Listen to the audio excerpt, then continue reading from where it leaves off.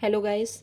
तो आज का हमारा टॉपिक है एक्सपोनेंट्स। तो एक्सपोनेंट होते क्या हैं? एक्सपोनेंट्स होते हैं कि एक्सपोनेंट हमें बताते हैं कि एक नंबर को हमने कितनी बार उसी नंबर से मल्टीप्लाई करना है, ठीक है ना। उसी नंबर से अपने आप से मल्टीप्लाई करना है, कितनी बार करेंगे, यही एक्सपोनेंट होता है। जैसे 2 की पावर 3 है तो यहाँ पर 2 बेस है और 3 जो है एक्सपोनेंट है। तो 3 एक्सपोनेंट का मतलब कि कितनी बार हमने 2 को लिखना है। तो 2 को हम 3 बार लिखेंगे क्योंकि पावर इसकी 3 है, एक्सपोनेंट जो है इसका 3 है।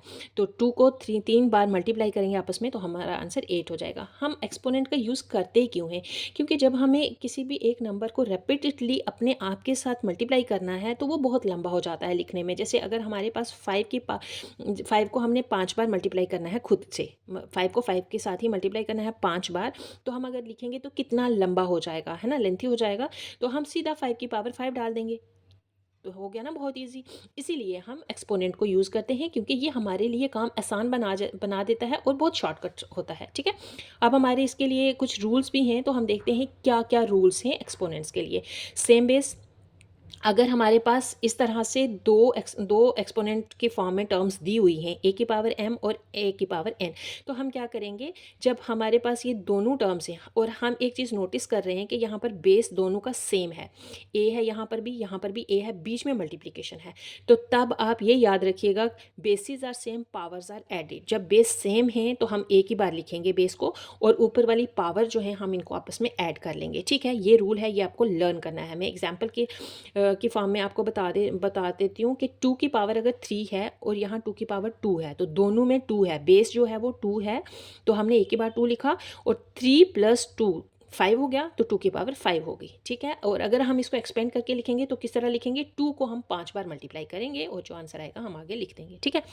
अब अगर बेस सेम है लेकिन डिवीजन है बीच में, तब हम क्या करेंगे, तब हम सब्ट्रैक्ट करेंगे, ठीक है ना। बेसिस आर सेम, जैसे ऊपर वाला मैंने बोला basis are same, powers are added, तो डिवीजन में बेस अगर सेम है तो पावर जो है वो क्या हो जाएंगे, सब्ट्रैक्ट हो जाएंगे। तो क्या करना है, a की पावर m और बीच में डिवीजन है और a की पावर n, ये आपको कंडीशन याद रखनी है ऊपर वाले केस में भी नीचे वाले केस में भी, कि बेसिस सेम होने चाहिए। बेसिस दोनों में इसमें सेम है, देख लो आप, यहाँ बीच में मल्टीप्लिकेशन है, जब मल्टीप्लिकेशन होगी तो पावर्स ऐड हो जाएंगी, जब बीच में डिवीजन होगी तो पावर्स सब्ट्रैक्ट हो जाएंगी, ठीक है। अब 7 की पावर 5 डिवीजन 7 की पावर 2, तो बेसिस सेम है, 7 लिखेंगे हम और 5 में से 2 को निकाल देंगे तो 3 आ जाएगा हमारा। अब स्टूडेंट्स देखें कि पावर ऑफ ए पावर, ये तो हमने पढ़ लिया कि बेस सेम है, एक्सपोनेंट है, क्या है।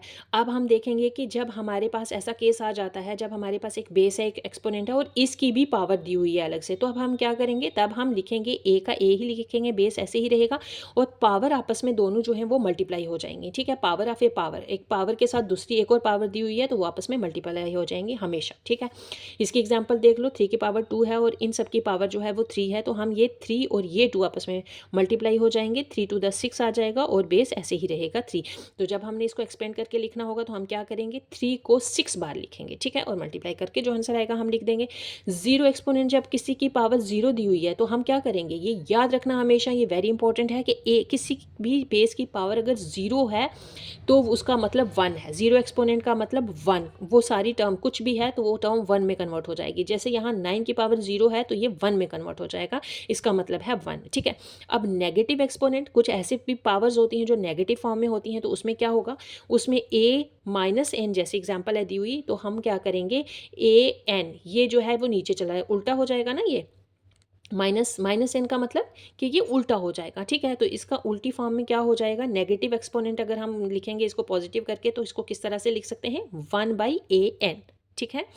क्योंकि ये माइनस में है तो नीचे जाके ये प्लस में हो जाएगा। अब यहाँ पर 5 - 2, तो इसको हम नीचे करके लिखेंगे 1/5 की पावर 2 भी लिख सकते हैं, या फिर 5 की पावर 2 का मतलब कि हम 5 को 2 बार लिखेंगे, तो जब हम 5 को 2 बार लिखेंगे तो मल्टीप्लाई करके 25 आएगा, तो हमारा आंसर जो है 1/25 भी हो सकता है, या फिर इसको ऐसे भी आप लिख सकते हो 1/5 की पावर 2, ठीक है। तो डियर स्टूडेंट्स, आपके लिए मैंने एक छोटा सा टास्क भी रखा है, तो ये आपने इसको एक्सपेंड करके लिखना है, ठीक है। टास्क नंबर 1 जो है एक्सपेंड करके लिखना है, 4 की पावर 3 इसको एक्सपेंड करके लिखें, सिंप्लीफाई करें आप इसको, 3 की पावर 2 और 3 की पावर 4 बीच में मल्टीप्लाई है, याद रखें, ठीक है। तो इसका आंसर क्या होगा ये भी आप सॉल्व करें, और इसका आंसर क्या होगा जब हमारे पास एक पावर ऑफ ए पावर जो है वो भी आपने सॉल्व करना है। 2 की पावर 3 है और इन सब की पावर 2 है, तो ये सॉल्व करके आंसर क्या आएगा आप ये आंसर निकाल के मुझे कमेंट बॉक्स में ज़रूर लिखें। और आपको मेरी वीडियो कैसी लग रही है, आपको कोई सजेशन देनी है या कोई आपको किसी स्पेशल टॉपिक पे आपको वीडियो चाहिए, किस सब्जेक्ट की और किस टॉपिक पे वीडियो चाहिए, प्लीज़ आप मुझे कमेंट में ज़रूर लिखेगा। मैं आपको ज़रूर वो वीडियो प्रोवाइड करूँगी, और मुझे आपके सपोर्ट की ज़रूरत है। आप मेरे चैनल को लाइक, शेयर और सब्सक्राइब ज़रूर करें। खुदा हाफिज़।